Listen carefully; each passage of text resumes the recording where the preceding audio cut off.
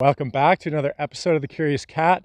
Pretty exciting times. I bought some raw land, and if you guys know me, you know I've been somewhat bearish on Canadian real estate. I've been talking about how it's highly overpriced and that I think there's probably a correction coming because of the high levels of debt that are taken out and how we're highly over leveraged. We have the highest, one of the highest, second highest, I believe, debt to earning ratio in all of the G7 nations.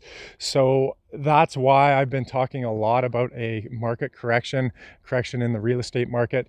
And so you might wonder why I just bought land. A lot of people are surprised to hear that I just bought in. But there's kind of two ways this can go. So with all this money printing, there's kind of two ways the economy can go. We can either enter hyperinflation right from here, or we can have a deflationary period. So with that in mind, I don't want to get caught without land if we go right into hyperinflation. Because if we just enter hyperinflation from here, essentially asset prices are going to get pushed so much higher that most of us will never be able to afford land. Our real estate will just be stuck as renters for our entire life. And then if the price of acquiring these assets are so high, then the rent's going to have to be so high. And essentially it's just going to continue to eat away at the wealth that the middle class used to have access to. So it's going to push more and more people into poverty. So that's why I hopped in. I bought essentially the cheapest lot I could find. I shopped around. I've been looking for land for 10 years, and this one just felt right. I came in at a lowball offer. I offered them 25% under assessed value, and I could see that they were essentially pretty desperate to sell it. So I just kind of hopped on and I threw a lowball offer out there, and they actually accepted it. So yeah, it's just a way that I can have some land in case we enter hyperinflation, and I'm getting in with minimal capital. So it's a very small investment. I'm not exposing myself to $500,000 of debt to buy some overinflated liability that's in a city where everyone wants to leave the cities now. I bought land about half an hour outside of two bigger cities here in British Columbia, Canada. And so you're only half an hour out of the city, and all the land is getting snatched up right now. All the people from the big cities like Vancouver are coming and buying all the raw land. So I wanted to get my hands on some before all of that was gone, because once it's gone, they don't make any more land. I mean, the Crown might release more of the Crown land going forward, but I just don't see the value of raw land going down much further, especially the price I paid for this. It's I got it for about the quarter of a price of a city lot, and in my opinion, it holds more value than a city lot, because I think we're going to see the mass exodus from these cities. So in my view, land, within half an hour of a major city is going to hold more value than a lot right in the city, because more and more people are going to want to leave the cities as society continues to fall apart and this plague continues to sweep through our cities and whatnot. So me personally, I don't want to be right in the city where crime's getting out of control, the drugs are getting out of control. There's, they have the left fighting the right and just complete disorder happening. And it's very unsustainable in a lot of these cities. There's very few places you can grow food, you can't really hunt and all that. So me personally, I think the value is outside of the cities. So I'm just happy to get in at a minimal price. And that way it doesn't tie up too much of my capital. I'm not over leveraged on debt. I bought it for cash. So again, I'm not using other people's money. And essentially I'm diversified. Now I have some land. And so that's my thoughts. That's why I bought land, even though I believe Canadian real estate is overvalued. But if we do have a correction, which is very possible, like I outlined, we can either go into deflation or inflation from here, then essentially I feel protected either way, because when you get in at such a cheap price on raw land is going to lose the least amount of value out of anything. The things that'll get hit the hardest are stuff like these condos where no one wants to live in them anymore. They're just highly dense, concentrated condos, and now a lot of them that were Airbnb-ing them no longer can Airbnb and all that. So they're, they're losing their value. And these highly overpriced, like the high-end homes in these big cities like Vancouver that are 3 million and up, those are the ones that are going to get hit the hardest as people look to liquidate and get out of real estate if it starts to turn. But raw land, especially the low end raw land, as long as you're able to grow food and it's close to a city and that, it offers a lot of value. And I just can't see raw land losing that much value as we have all these people looking to get out of the cities now.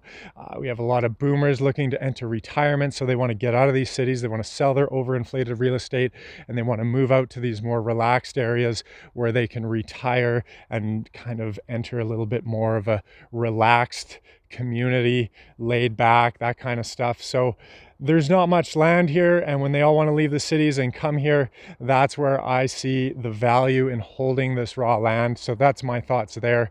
And I think even in a worst case scenario, I could easily see real estate in Canada dropping 40 to 60% depending on how bad this thing gets. We have the mortgage deferrals start to run out next month. So we have 500,000 mortgage deferrals that are no longer allowed to be deferred starting next month. So then we have 3 months from that point before those will enter delinquency. And so it won't be until about January when we truly see the numbers coming out and seeing how many people were overextended and can no longer afford their real estate.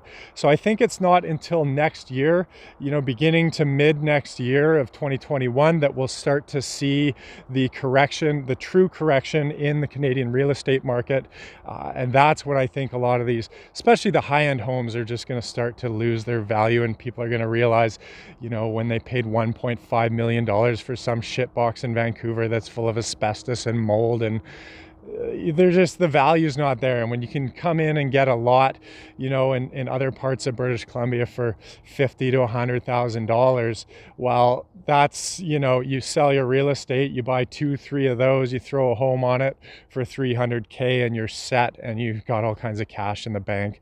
So it's kind of a no-brainer to me that we're going to see a huge exodus out of the cities into the more rural areas, and people continuing to buy up all the raw land here because Canada is a beautiful place to live, even though we have these communist assholes that continue to destroy our country and push us into communism and destroy our currency and sell off our assets like all our gold and our resources and basically backdoor all of the country's wealth.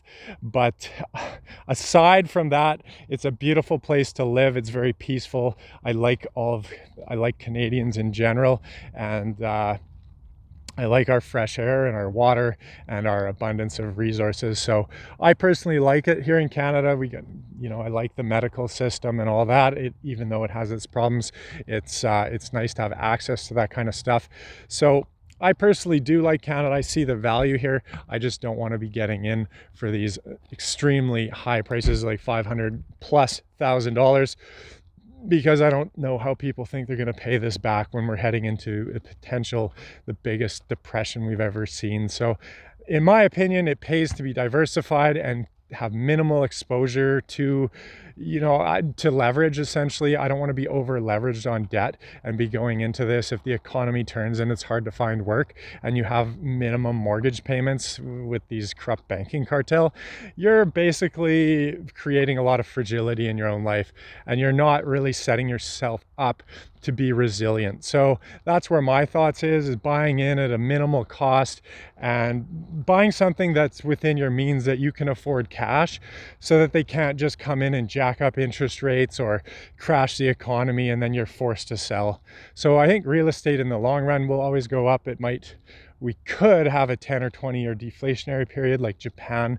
It is very possible, but with the amount of money they're printing, we could also go into hyperinflation, and the currency could just essentially continue to lose its value, and home prices could go to astronomical levels. So yeah, that's the way things are going, and they're pushing these assets out of reach for your average person. So there's only so many ways we can shelter ourselves, and that's by essentially diversifying, getting our hands on some some assets like gold, silver, Bitcoin, real estate, that kind of stuff, raw land. So that way you're a bit diversified, and if inflation hits, then those things tend to increase in value with inflation. So they're not really going up in value. It's more that they maintain their value, and everything else loses, like Canadian dollars. The purchasing power of these Canadian dollars just continues to decrease, but the assets in real terms just kind of stay level. So, 50, 100 years ago, it took 1 gold ounce to buy a fine suit, and that still holds true. It's still about 1 gold ounce to go and buy yourself a really high-end suit. So that's where you see gold actually maintains its value, is very stable, and it's the dollars that lose their value. So it takes more and more of the dollars to buy that asset, but that's only because they're losing their value as these governments continue to print them into the ground. Anyways, that's enough of that rant. Hope you guys enjoyed the video. Let me know in the comments what you think, and we'll see you in the next one.